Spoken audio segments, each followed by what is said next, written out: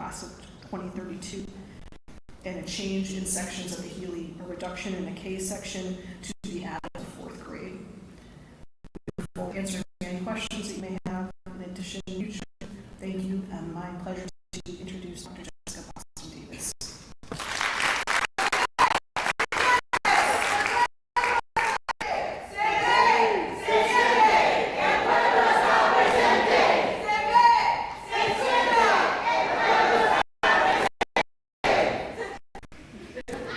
Thank you again. I'm back again to talk about our why. The work that we all do is in service of our students, and we want to take a moment to celebrate them. This is data from last year's graduates, and we had similar trends.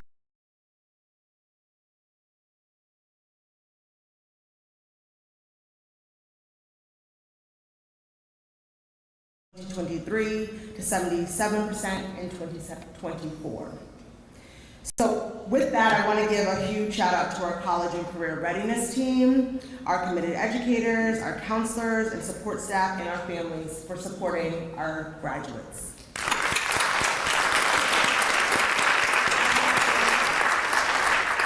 Next slide, please. As we think about postgraduate plans, we have several students who are with workforce commitments, which is very, very exciting. And while this is not an exhaustive list of our students' college acceptances and accomplishments, some highlights include acceptances into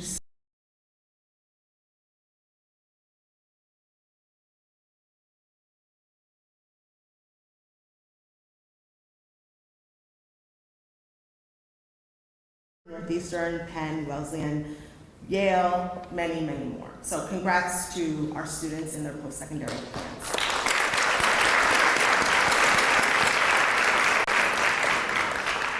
We also have district awards and recognitions. We are so proud of our students and our staff and all the recognitions and awards we have received this year.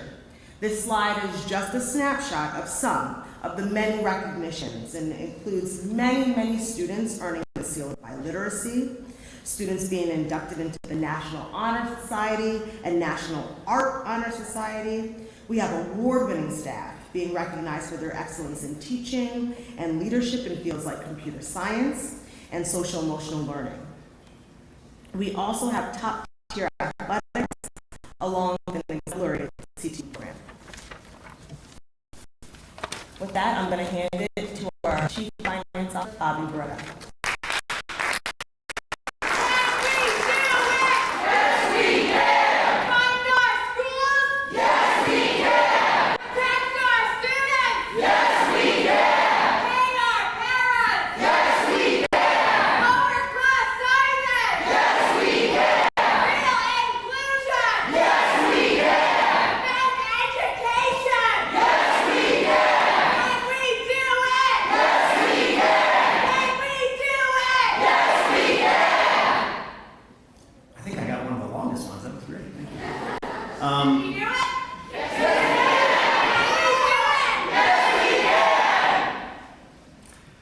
Good evening, my name is Bobby. I am the new interim chief financial officer here in the Somerville Public Schools. And over the next few slides, I'll walk you through our budget development process and some of our proposed investments. But before I do that, I want to acknowledge our other interim chief financial officer, Pat Durrett, who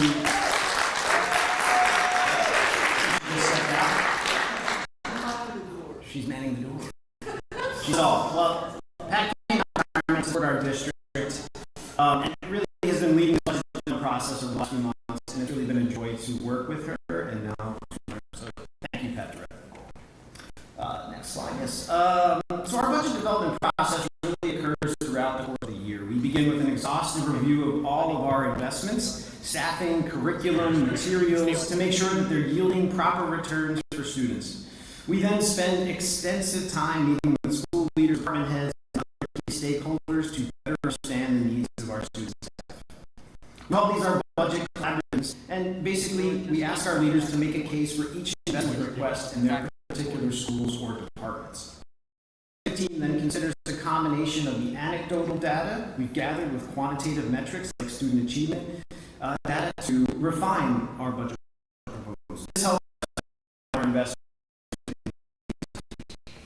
We then spent extensive time internally and with our school committee reviewing our budget proposal to make sure we are presenting a fiscally responsible budget that simultaneously delivers a high-quality education to our community. And that leads us to our presentation here today. And shortly after we finalize this presentation and this budget process, we'll start again to refine the process and prepare for next year.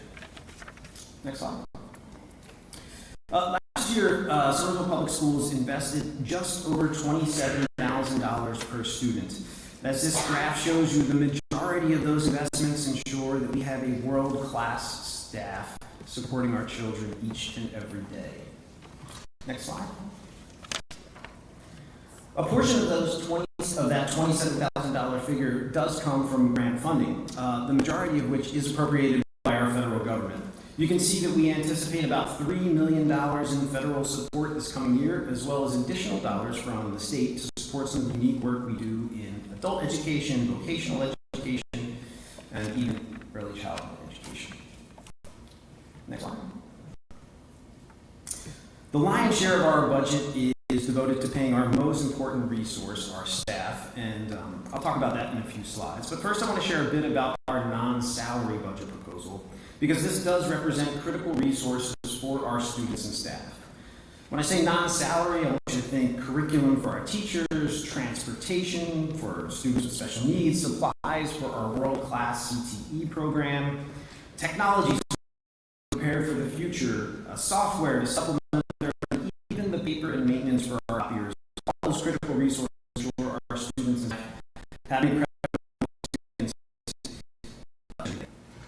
and you can see here the proposed additional investment of about $350,000.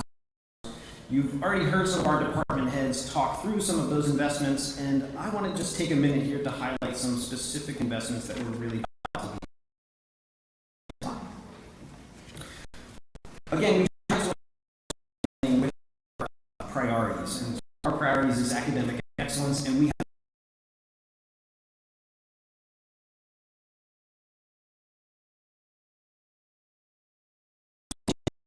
our core business. Specifically, we're expanding our software to support personalized learning in the subject and science resources for our middle schools.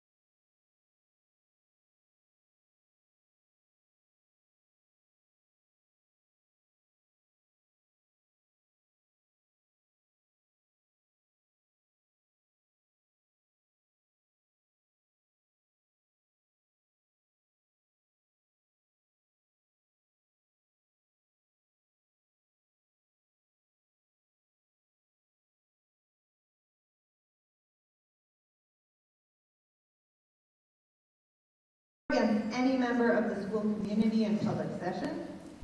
Individuals may address topics on the agenda or items within the school committee's scope of responsibility, such as the district budget, goals and policies, or role of superintendent. The public is encouraged to submit comments in writing for inclusion in the public record. We are going to start tonight with the folks who have signed on Zoom. Then we'll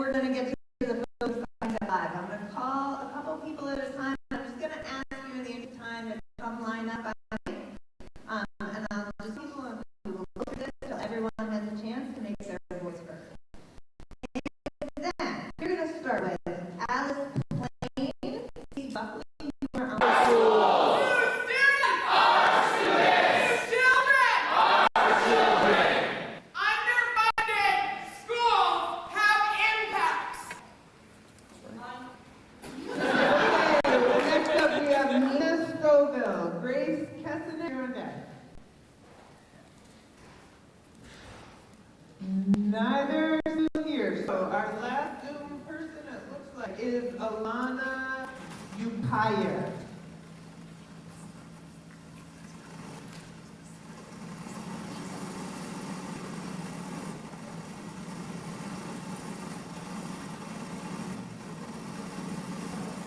Hello, can you hear me? Yep. So, I'm from with my parents and Somerville. My daughter goes east, and I would like to speak in favor of increasing the budget. I am appreciative of the step that the city has made, but it is just enough. What we're seeing right now is loss of great staff. We are not going to be able to recruit good professionals or retain the staff we have with a budget as it stands. My daughter, I know there are many circumstances that contribute to it, but hear me out. My daughter did lose 2 teachers this year, and it has really upset the entire process, the entire educational process. I know it's not the only place that this happens at, but we need to address that because motivation, ability to learn, everything goes down. And I think I want to recognize that one of she has 2 home teachers, and one of them is one of the most senior teachers we have, one of the most experienced teachers, had to pick up a lot of slack. And with the way, with the proposal that you have right now, she is looking in effect to a pay cut. With the rate of inflation, if you do not increase the wages, and with the current proposals, you will not be increasing her wages sufficiently, she'll be looking at a pay cut.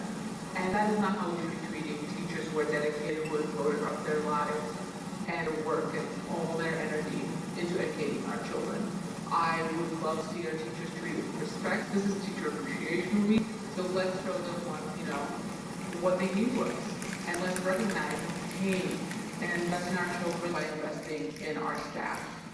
I have another kid who's going into the public school system in a year, and I'll say that I am so worried about experiencing the decrease in ratio of teacher to children that we experience in Somerville in these early grades.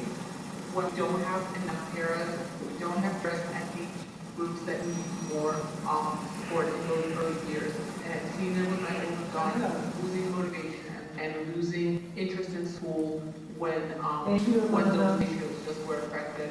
Am I out of time? Out of time. Thank you so much. Thank you.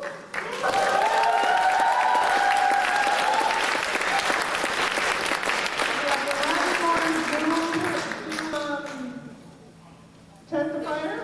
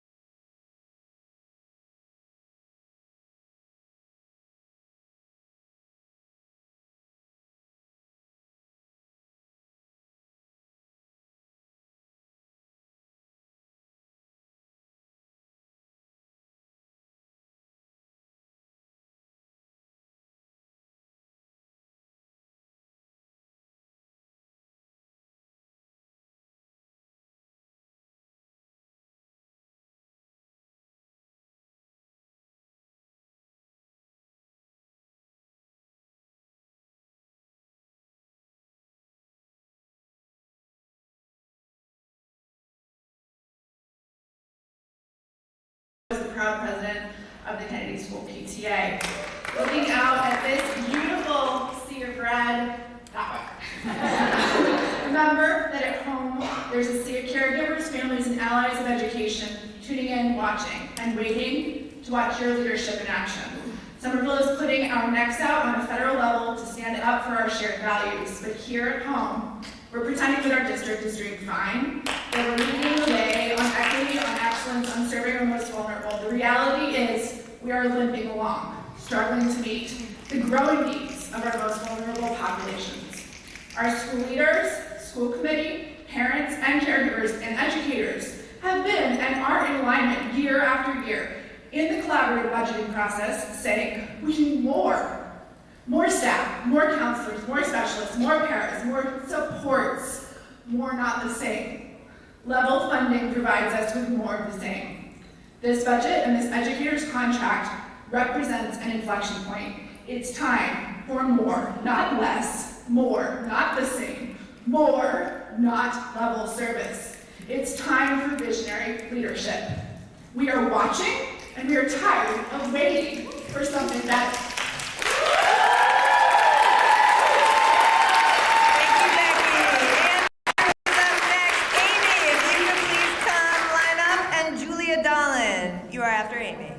Andrew, when you're ready, go for it. Hey, I'm Andrew Sessa. I'm a Ward 6 resident. I'm a kind of first grade parent, co-VP of our PTA. I want to acknowledge my fellow co-PTA Vice President Jess Perez-Adams, through whom we are live and had remote public comment tonight. Thank you to the FS staff. Ryan am the proud child of a public school teacher who taught for 4 years. And I'm here and I'm here with gratitude, and I think we all are grateful that the school budget has increased as much as it has in the last years, that pandemic era positions were saved. And I'm grateful that the city and district have worked together just now to reduce the increase by 1% to get us to level service, or by 0.75%. And I'm hopeful that more funds can be found. And even as we're grateful, and even as we are hopeful, we also must acknowledge what we are not doing when we say we cannot possibly prioritize funding education any further than level service.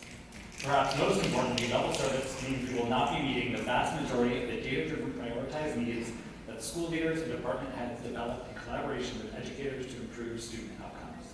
That means that Kennedy doesn't get an additional admin to help with behavioral issues, which would allow administrators and educators to focus on curriculum development, rollout, and coaching.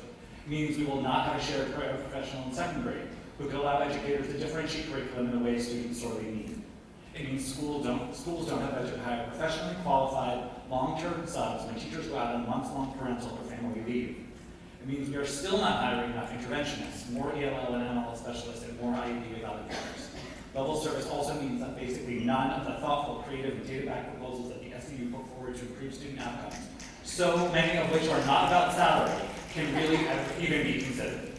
When we approve a level service budget, we're sending a message that the status quo is good enough. And that means we're saying it's okay that only 38% of all 3rd through 8th grade SPS students are meeting or exceeding state ELA standards, and only 21% of Black students are. More is more, and we need it. Thank you.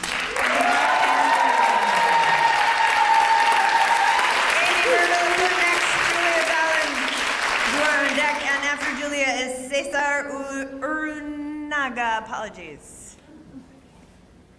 Hi, I'm Amy Murdo. I live at 68 Mount Vernon Street. I'm a parent of 3 at the East Somerville and at the Somerville High School. I'm here to ask for a 10% increase in the SPS budget because we need this to increase and advance equity in our district. I am a parent of a student on the IEP, and I am happy that you mentioned additional research for teachers, but it wasn't clear which schools they would be able to serve and how much of that gap they could make up. I'm also pleased to see an additional ESL specialist targeted for you, so I can take that piece out of my comment. But it's ridiculous to me that we have paraprofessionals and family liaisons who do not have a living wage. These people work so amazingly hard, and they fill in all the holes for the school. They keep the school afloat. They fill in all the holes for our most marginalized students and families, and we should be able to pay them. And I'm tired of seeing us lose amazing educators to other districts because we can't afford to give them a living wage. And I think we can. Somerville has the money, we can find the money, and as others have mentioned, a level service budget is nowhere near enough for our students and for our staff. Thank you. Thank you. Julia Dallin, you are up.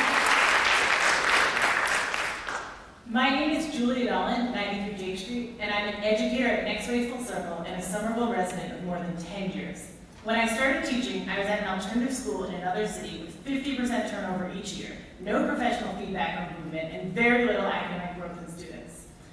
Starting work at Next Way Full Circle 8 years ago was a revelation. Educators have built a career in our school, many for more than 2 and 3 decades, and are constantly giving support to students and new educators, jumping into new initiatives as we move to project-based learning and sharing best practices. With their experience and joy, veteran teachers maintain relationships with local organizations, alumni who are flourishing and struggling, and they keep us on track in terms of maintaining high expectations and giving empathetic grace to students with a longer perspective when making big decisions. Our students with the most trauma in the district need the stability and connection, and Next Way Full Circle provides that. This is a place to grow and flourish as an educator. We have very low turnover in our little community, so it's notable that our newest educator, who is in her 2nd year, will get a pay cut of 2% next year if she stays with us. And she's already a beloved part of our community. How will we create a new generation of veteran teachers if we do not provide cost of living adjustments, and in some cases tell them we will pay them less?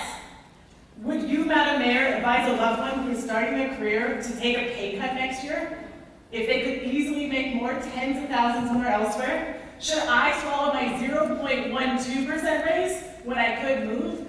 I'm still early in my career. The respect and love of my colleagues will not pay my bills or fill my fridge. Your choice to underfund our schools could destroy our oddball school in more than 50 years. If you do this, the stability and experience that our most struggling students need will disappear. And frankly, when my students are out of whack, a lot of other classrooms in this whole district get out of whack because we can take care of them. I appreciate the district's curriculum focus. I want to implement all these things, but I want to pay our workers. Otherwise, you're going to have no money to pay. Well, teachers leave our district for good, logical reasons. Thank you.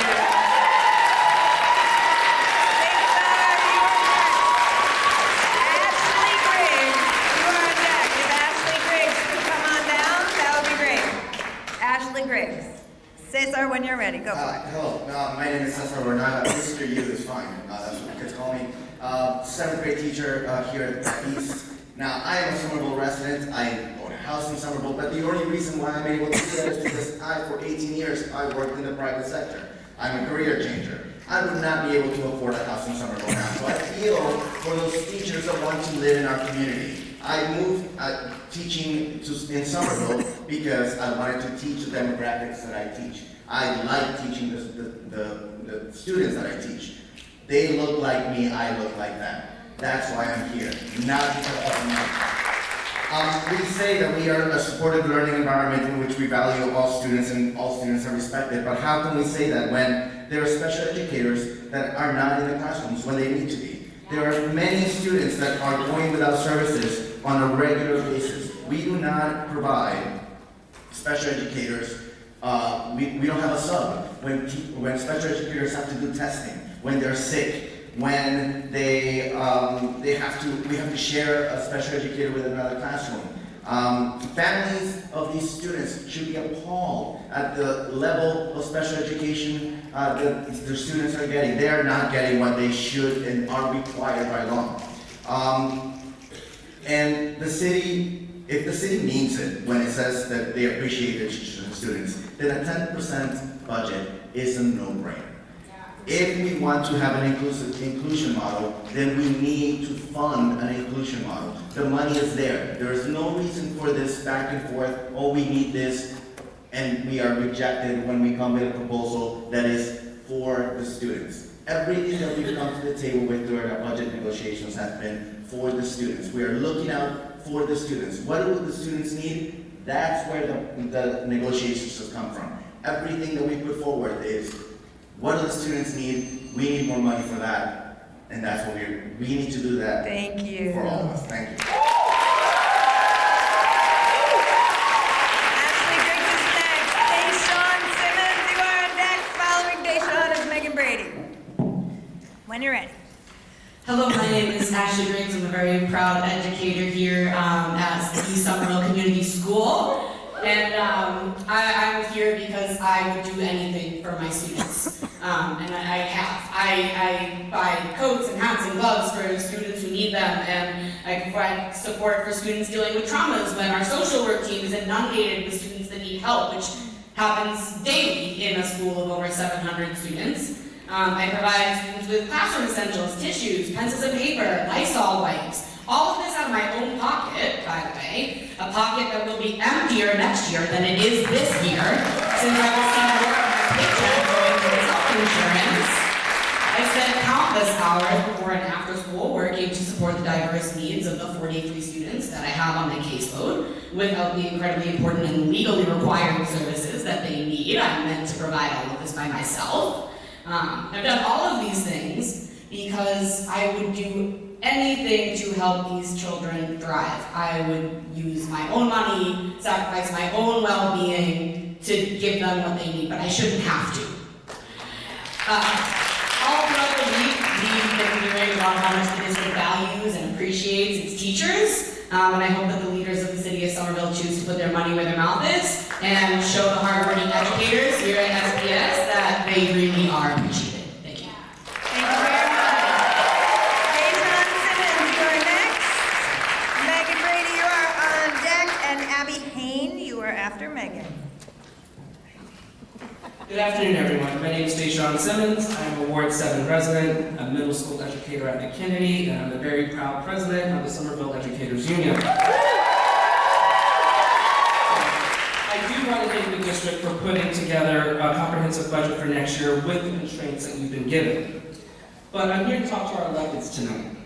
All too often, I'm hearing from educators just how much harder the job has become. More than ever, educators have been asked to do more with less. I talk far too often with many educators who are contemplating leaving public education altogether because something has to give. The stress is no longer sustainable. Educators are being forced to choose between their health and the success of their students. We can't have educators making such decisions in their lives every single day. I am urging this elected body to do everything within their power to bring us the budget our students deserve. Tonight, this room is packed with educators because we're worried.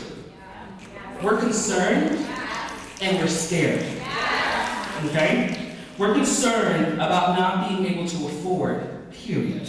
Okay? Something we should not be afraid to do, though, as a district, is live up to our values. All week we've been hearing about our values. We should not be afraid to step up to that.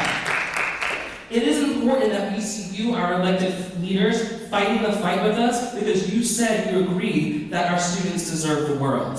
I ask the community outside to imagine a school, a district where every student is safe, a student's home does not determine the quality of the education they receive because every school and every student has what they need. And I'm going to say the same thing to you. This is not a dream. We can do this starting tomorrow in Somerville, we can do it the year after in Somerville, but only if we fully fund our schools. Do it for our students.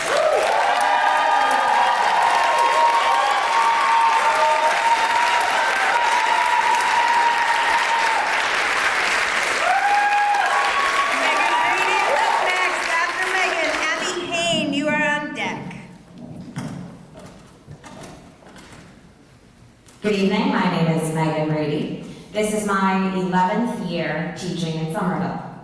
For the first 7 years, I taught at Kennedy, a school ranked in the 88th percentile statewide per the 2024 accountability data. I currently and extraordinarily proudly teach at the Winter Hill. At Everly. A school, it's not funny. It's not funny! A school ranked in the 9th percentile. These two schools were only a mile apart before the emergency closure and forced move, but they look like two different Somervilles. It is shameful. And just as jarring is the gap in care and resources the two school communities get. Compounding an array of unjust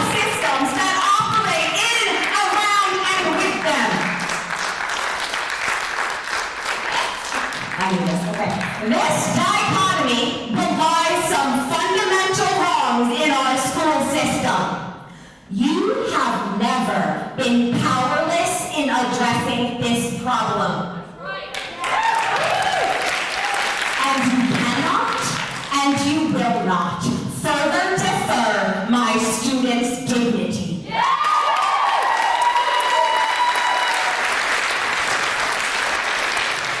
In February 2022, my colleagues and I submitted a petition to 6 school committee and city council members, 5 of whom still serve here today. We explained that falling ceiling tiles.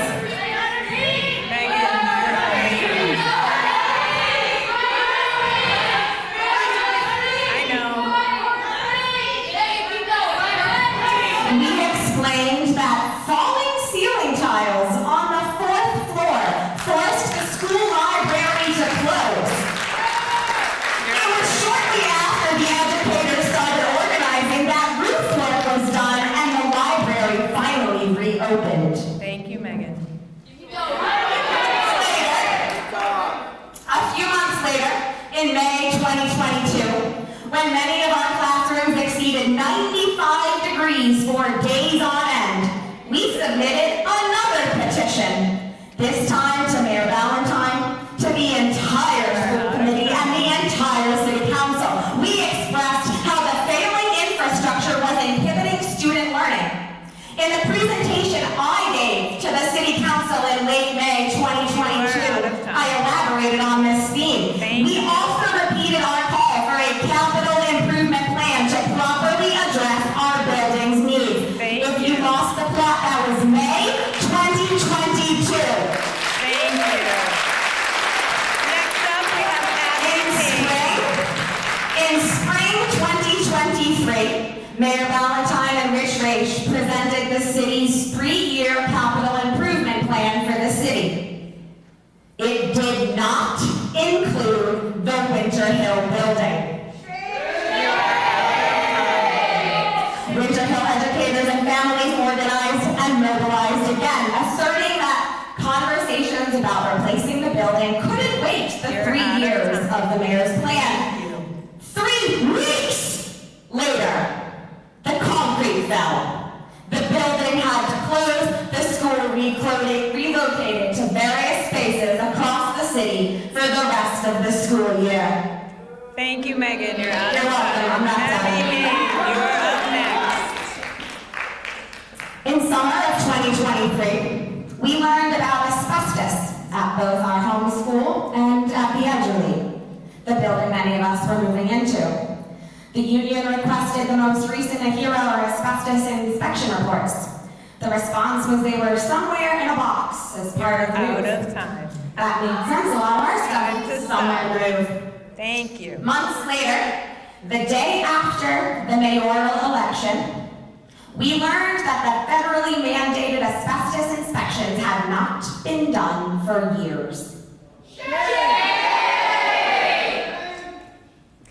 In winter and spring 2024, my 8th graders took on the work that the adult leaders had been avoiding at all costs.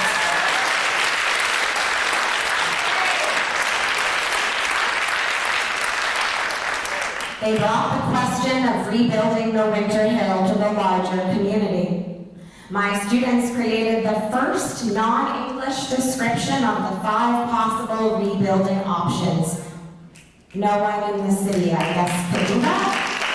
We are grateful for your work, but your time in public comment is over.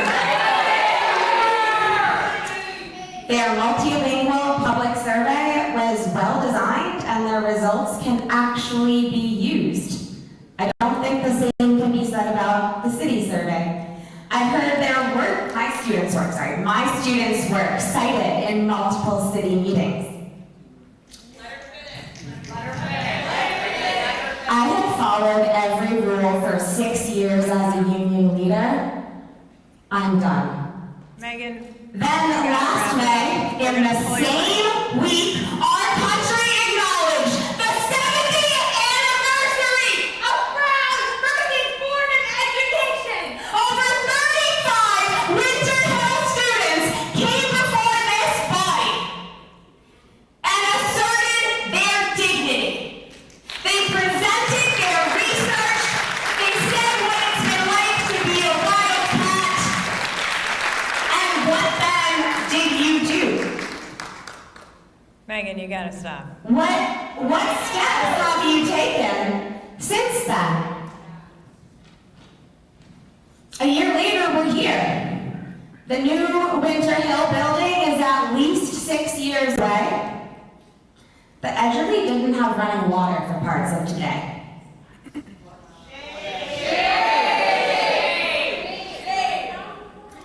The recent history of Winter Hill is a shameful legacy for decision-maker involved.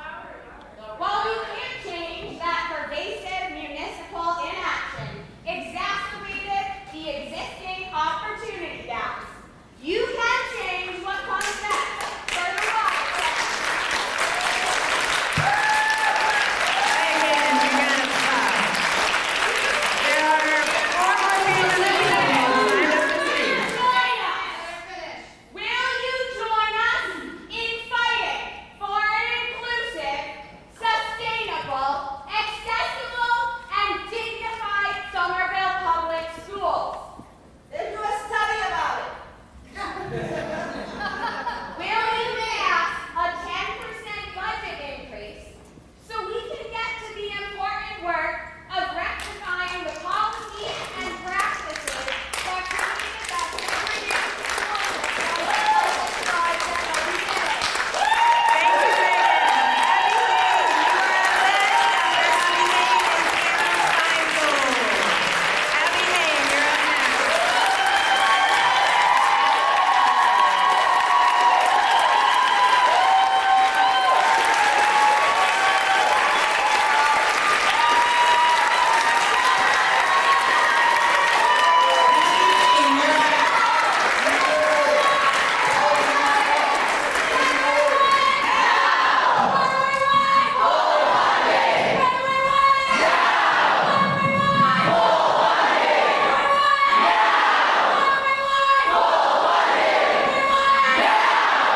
Abby Hayne, are you here? Thank you. When you're ready, go ahead.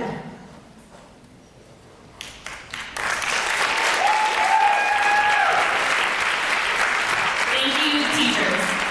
My name is Abby Hare. I live at 13 Quincy Street. I'm a former teacher and a parent at Capuano and soon here at East. I'm speaking in support of prioritizing Somerville Public Schools in the budget. 10% increase. They're asking for it. They teach our kids every day. Obviously give it to them. Like, this is a no-brainer. Our students deserve fully funded schools. In particular, let me tell you why funding for a truly inclusive model is so important to me and the students of Somerville. Most students with IEPs and our multi-language learners spend most of their time in gen ed.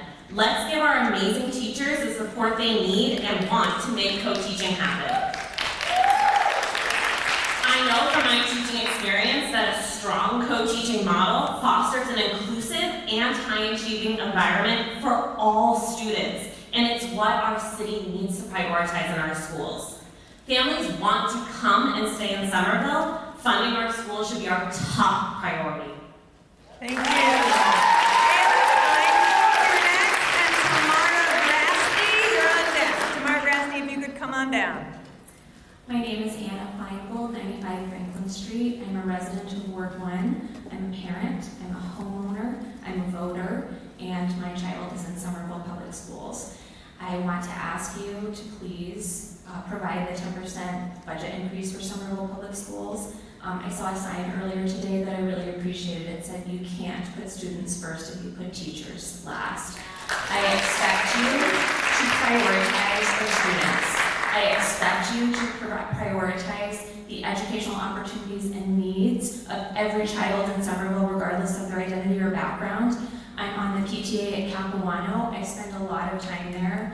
I have been astounded at the dedication, the love, the compassion, the investment of the educators and staff that I have seen and witnessed there. I am proud to advocate for them today, as well as advocating for our students in our schools. I listened to the presentation about the budget that was given earlier. It is not enough.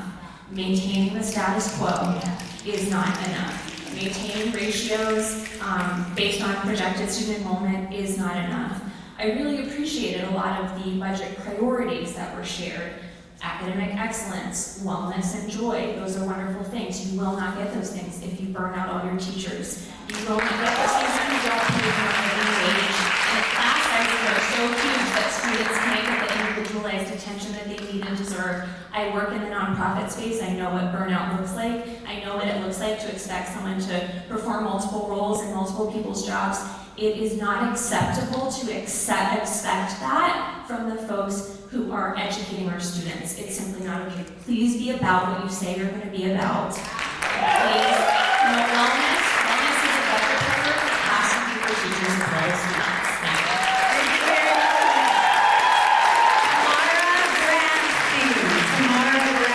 you. Tamara Grasty.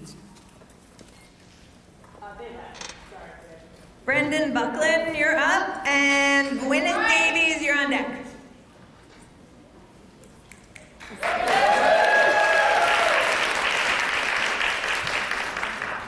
Good evening, my name is Brendan Buckland and I'm 31 Trust, and I hope someday to pay property taxes in this fair city. But in my day job, to pay for that eventually someday, I'm Dean of Students at Winter Hill, which is the school that serves as, sorry, I don't feel like I have everyone's full attention. It is the school. That was an accident, I don't know what's going on. Here. It is the school that serves as the object. Restart his time. It is the Winter Hill. Can we start his timer? Winter Hill is the school that serves as the object lesson in under-prioritizing and underfunding education in city budgets. I'm speaking tonight in support of prioritizing Somerville Public Schools in the budget. I'm here to tell you why attracting and retaining high-quality staff is so important to me and my students. The Winter Hill is one of the hardest schools to work for in the city. On top of our well-known building issues stemming from deprioritization by the city, we also work with populations that need the most support and deserve more dollars spent, not fewer. Our students with autism, our language learners, and our newcomer students have intensive needs and deserve the most highly qualified educators. When new and experienced teachers look at a job market, they are savvy and informed. Somerville should keep pace with its neighbors to not lose out on the best candidates. As Winter Hill settles into the Edgerly School just across the street, we have turned our attention to the sad truth that we are the worst performing school by the MCAS score metric. I know this isn't a perfect metric, but it's all I have in shorthand to speak to this forum about the disparity that exists between us and the 9th percentile in this district, while another unnamed school, one I celebrate, is in the 90th. I'll say that again. We perform in the 9th percentile on one metric of academic output, whereas another school in our district is in the 90th. Shame! I do not know how the city and the district look at this situation and call for service level delivery. This is a living example of an equity issue and a crisis that is calling out for more resources, not fewer. We are often told that collective teacher efficacy is the best lever by which to effect real change in our schools. Ensure that we collect teachers and keep them in classrooms like the Winter Hill by increasing the school's budget and by using this moment of crisis with leadership.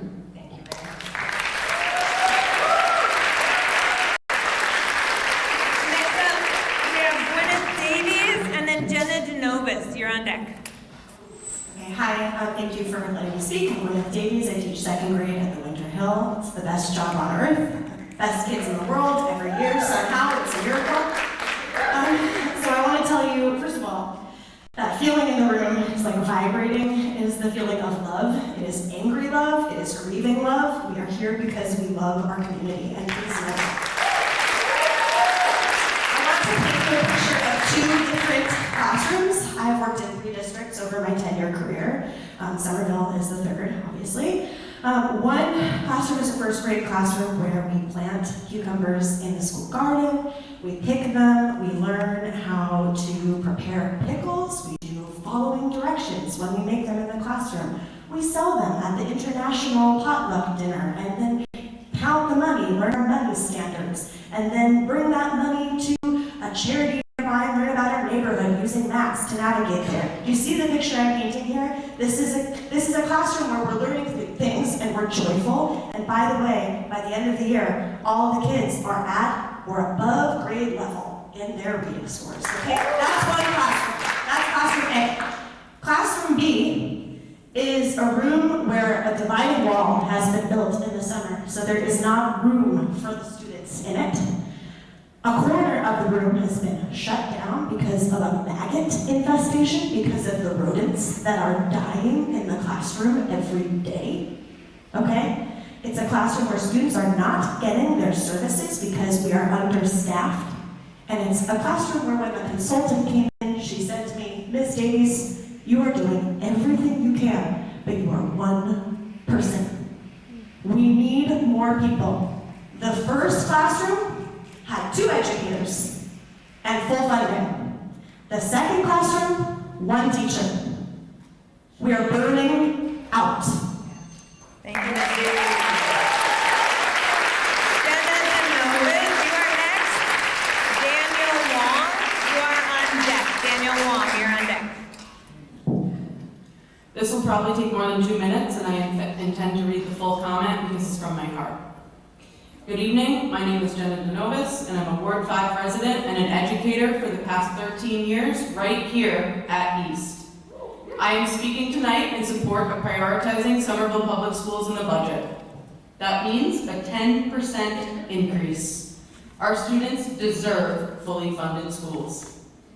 As Superintendent Carmona said earlier, budgets reflect values. The city of Somerville spends a mere 31% of its budget on education. That represents a lower percentage of the general fund than any neighboring city or town, with the exception of outlier Cambridge.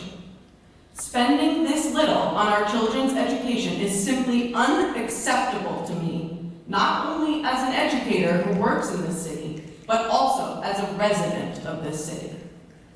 I'd like to tell you why attracting and retaining high-quality staff is so important to myself and my students. Prior to my current role as a math interventionist, I was a 5th grade Unidos teacher here at East for 8 years. During that time, I experienced vicarious trauma from overextending myself without adequate training or support beyond the role of classroom teacher and into the realm of counselor social worker in order to meet my students' social emotional needs. I naively thought that getting out of the classroom and into an academic support role would lessen the extra burden I was taking on and prevent the total burnout Gwyneth was talking about. I was wrong. As the sole math interventionist at East, home to 731 students, it is logistically impossible for me to serve students in all 9 grade levels at once. I have to make difficult decisions about which grade levels and students I can and cannot support. Thank you, Jenna. Every quarter, there are an average of 15 to 20 students per grade level at East who would benefit from small group math support. Jenna, I am only able to provide support to, in the best case scenario, a third of them. Thank you. In the worst case, I'm only able to provide support to less than a quarter of the students who need me. This breaks my heart and our students.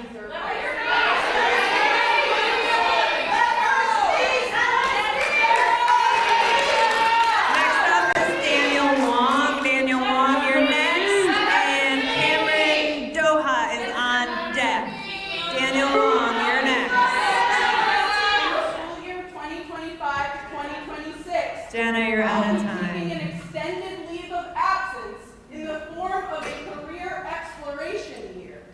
I've reached the point where I can no longer ignore the mental and physical impacts of burnout on my long-term health. Thank you, you're out of time. Decision training, cognitive overload, emotional absorption, mental overdrive, patience erosion, sleep deficit, energy suppression, constant interruption. Thank you, you're out of time. Sensory overload, Thank recovery you. deficit, social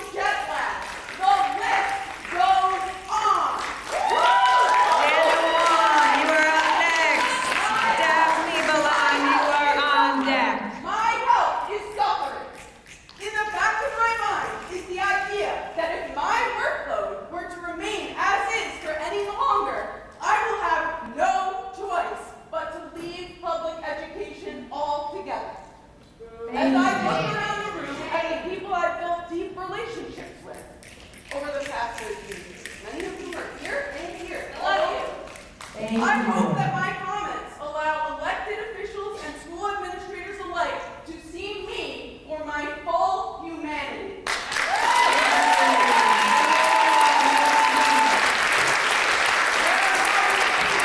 And faces to the national educator burnout we hear about all the time. I am one of them. It is the responsibility of this district administration and our elected leaders to ensure what has happened to me doesn't happen to another educator in our district.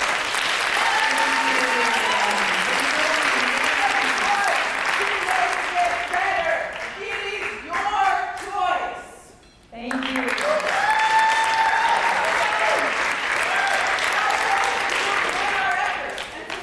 The SU's vision for a quality education in Somerville Public Schools. Our students deserve educators who can give them what they need, educators who feel supported, educators who want to and can remain in this noble profession. Thank you very much. Thank you very much.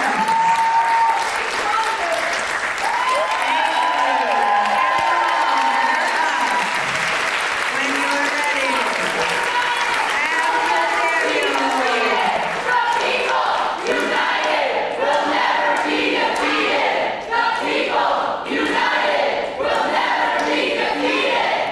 After Daniel, Daphne Balan, you are on deck. Test.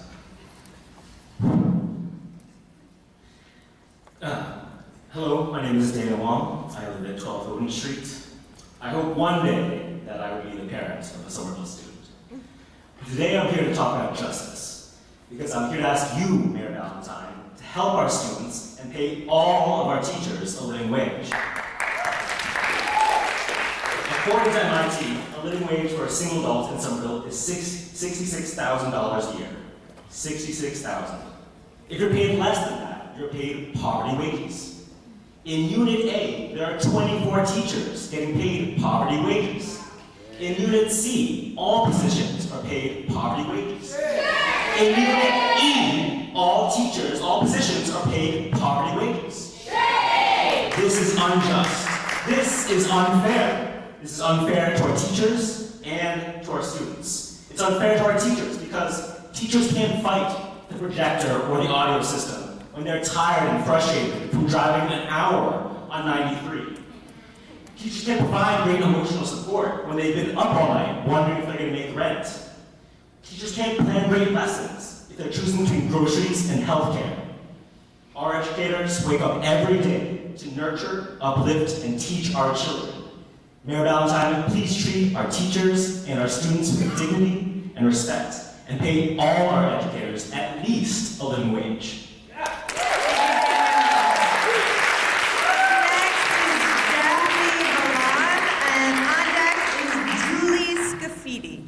Julie Scafidi, you're on deck. Sorry, Daphne, when you're ready. Hello, everyone. My name is Daphne Ballin, and I am a parent at the West Somerville Neighborhood School. I am an equity specialist in West Somerville Neighborhood School, and I am a parent of a wonderful daughter who is a 6th grader at the West Somerville Neighborhood School, who is sitting right there in the front. I come here to speak to you today because I have no choice. I stand here for my daughter, who, as you can see, is a black student. When you say no to helping with caseloads to our special educators, you say no to her and many students like her. When you say no to smaller class sizes, you say no to my daughter and other students just like her. When you say no to hiring or helping us figure out a way to hire black and brown educators that look just like her, you are saying no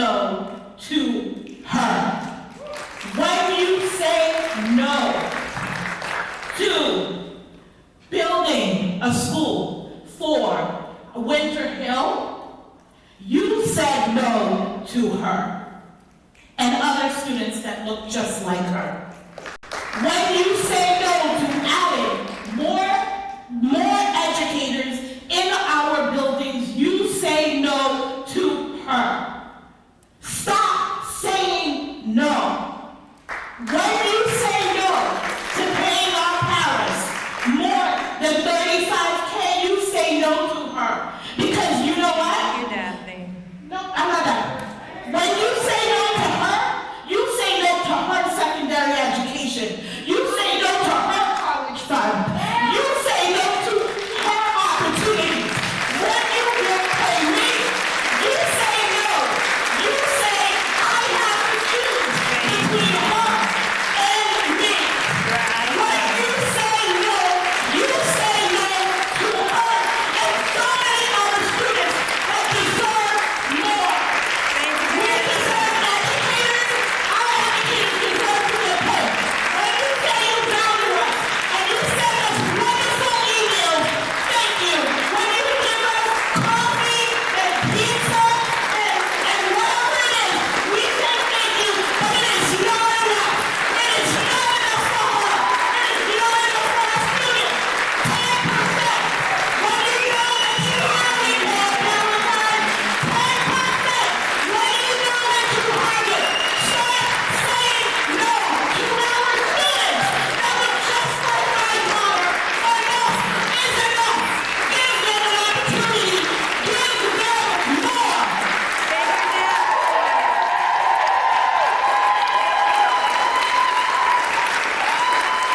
Next up is Julie Scafidi. Julie Scafidi, you're up, and April Luna.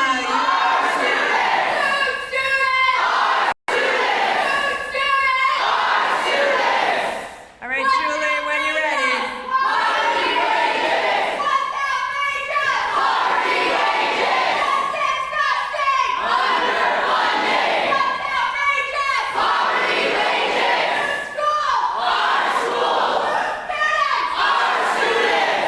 Thank you, Megan. It's Julie Scafidi's turn now.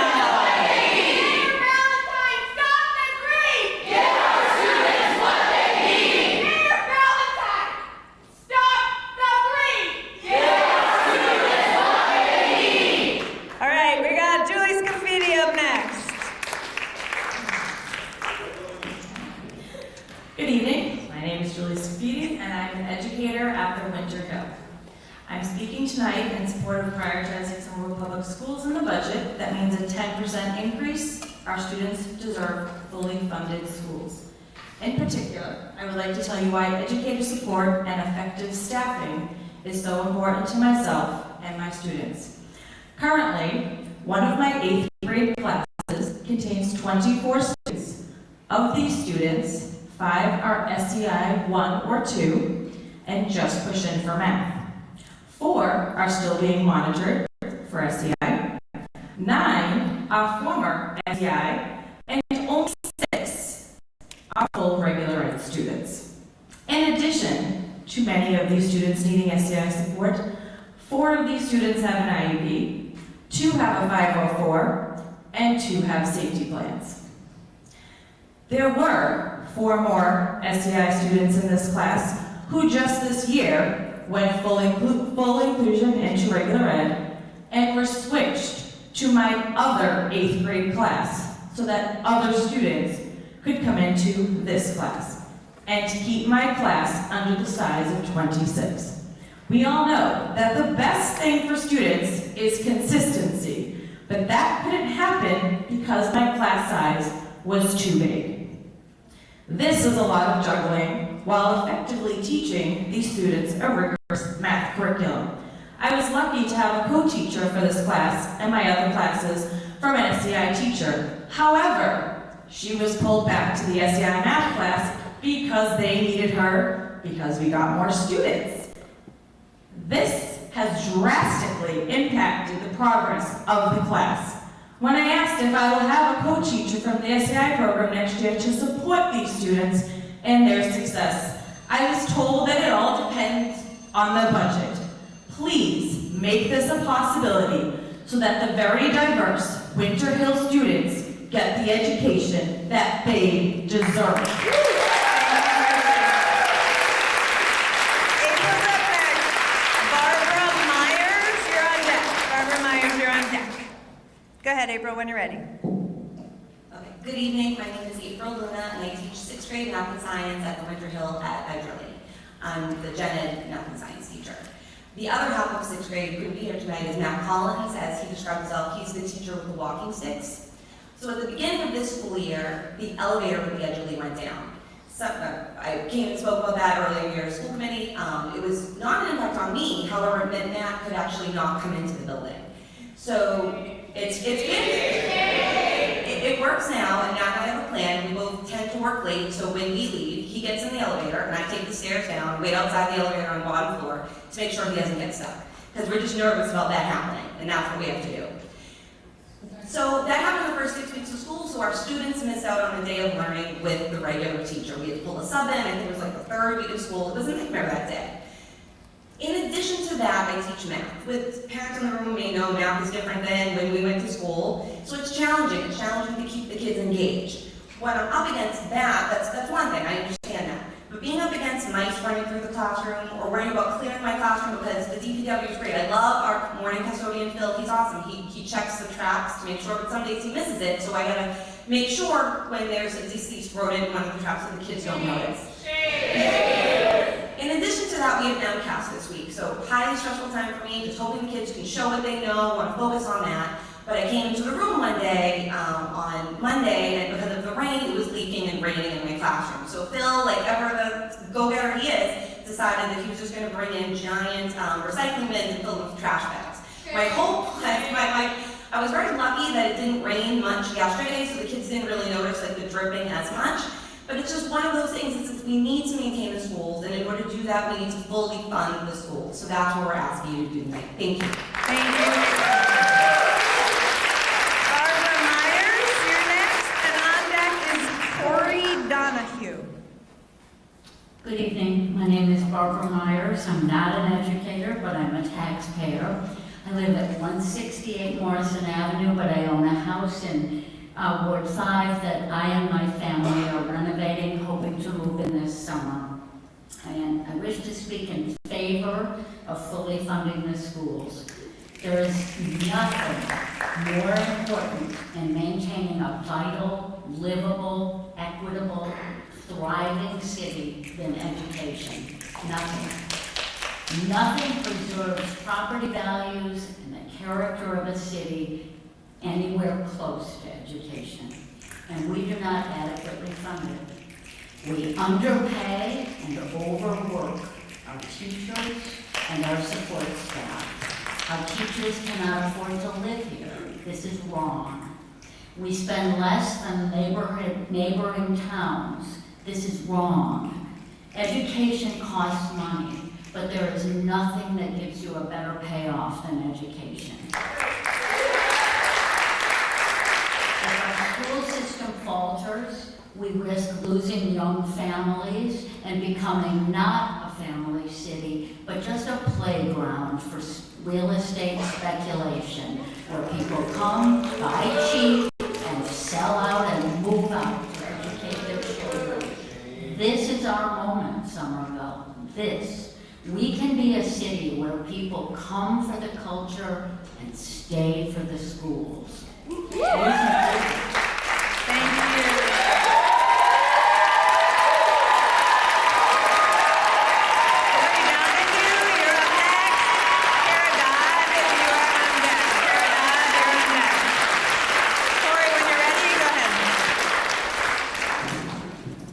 Hi, my name is Corey Donahue. I'm a resident of Ward 2, a parent of a future... Hello? Okay. My name is Corey Donahue. I'm a resident of Ward 2, a parent of a future SPS student. I'm here to urge the city and school committee to prioritize Somerville students in its budget. Our kids deserve fully funded schools, which requires at least a 10% increase from last year. This will allow not only the additional staffing required to support schools, it will enable teachers to get closer to a living wage above poverty wages, which will help us to attract and retain the kind of talent, dedication, and kindness and love that our students deserve. But in addition to staffing and student programming, which many have talked about, I also want to speak on an issue important not just to students and teachers, but the broader community, and that's the quality of our school buildings. The SEU isn't fighting just for wages, they're fighting for our children and healthy and safe school buildings, a core bargaining priority. And despite previously stated support for a plan to improve our buildings, the district and school committee have now rejected the proposals of the SEU to demand healthy and safe buildings within 10 years. Many of our buildings are in need of renovation, some of them in dire need, and the city has no plan to address it. The city has no plan to address our buildings. We've seen the consequences of the deferred maintenance and neglect, which others have spoken to, especially Megan. We all know about the Winter Hill School. When are we going to ensure we're preventing that from ever happening again in our aging buildings? In addition to these extreme safety concerns, on a day-to-day basis, children's learning environments can improve by improved heating and cooling controls in buildings and improved air conditions. Students spend so much of their childhood inside school buildings, and educational outcomes have been proven to dramatically increase in buildings due to improved student health from healthy ventilation and indoor air quality. Restored buildings are better for our students' and teachers' health, our financial health, and the health of our planet. Our students deserve better. Fund the improvement of our schools inside and outside. Thank you. Thank you. Kara Dodd, you're up next. Following you is Eleanor McLean. Kara Dodd and then Eleanor McLean, you're on deck.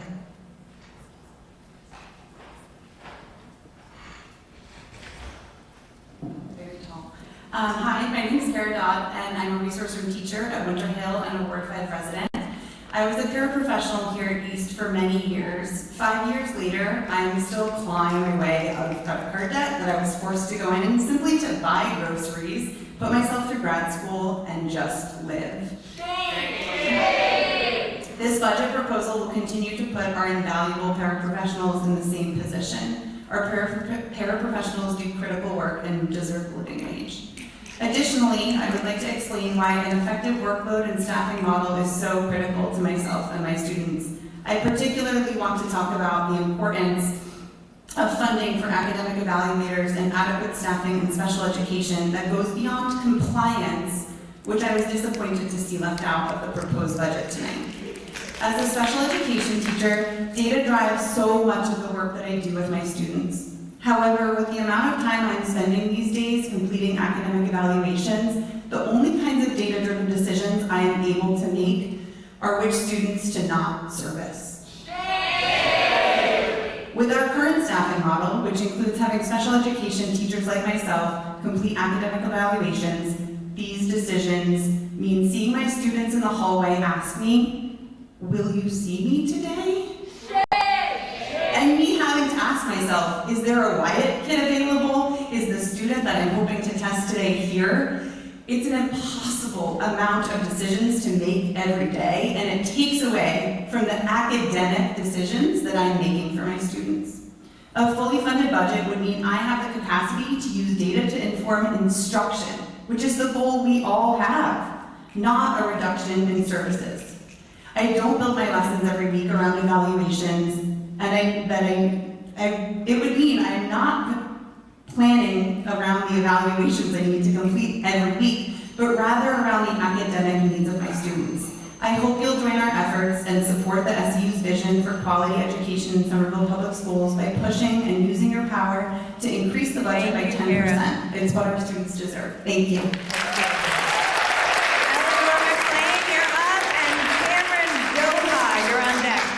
Doha, you're on deck. Eleanor, when you're ready. Good evening. My name is Eleanor McLean, and I'm the daughter of 2 teachers, and I'm an educator at the Winter Hill School. I'm speaking tonight in support of a 10% budget increase for Somerville Public Schools. Many of our students need services and intervention to thrive, and it seems simple enough to expect that all students who need services and extra support should get them because we have enough educators. This is not the case. I've witnessed this crisis play out in my classroom. One of my students has gone from being unable to read even the directions on their math work to raising their hand to read the morning message aloud in front of the class. There's absolutely no way this would have happened without the dedication of all the educators that work with them, Kara included, and supports they receive. Yet in the same room, there are many other students who desperately need academic intervention and do not get it. There are students down the hall who are eligible for services and are not receiving them.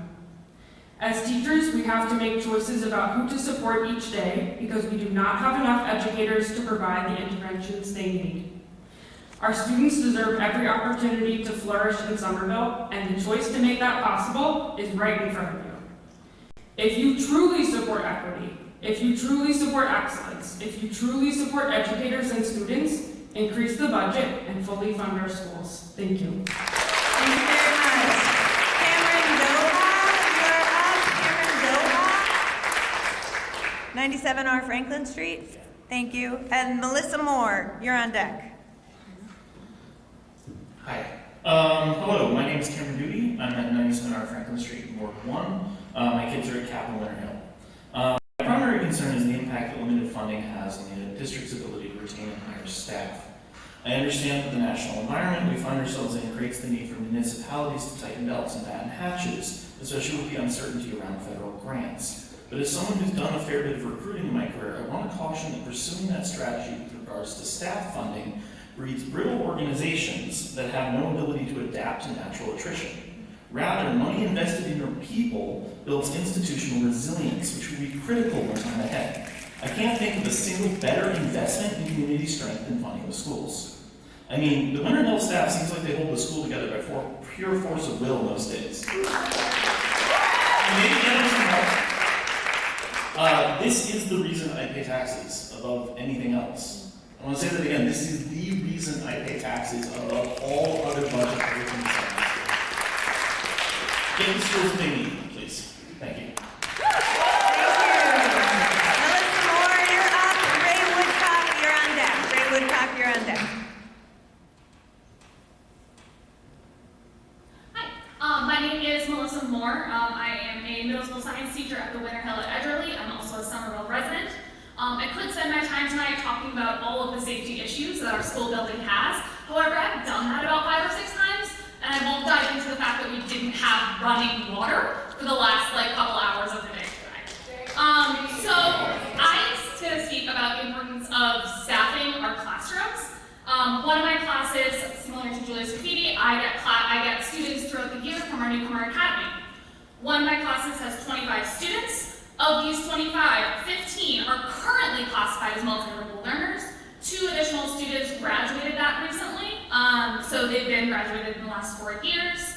Of those 15 students, 4 are in their first year of full gen ed classes, 6 are experiencing gen ed classes for the first time this year, and 3 students are only in gen ed math and science.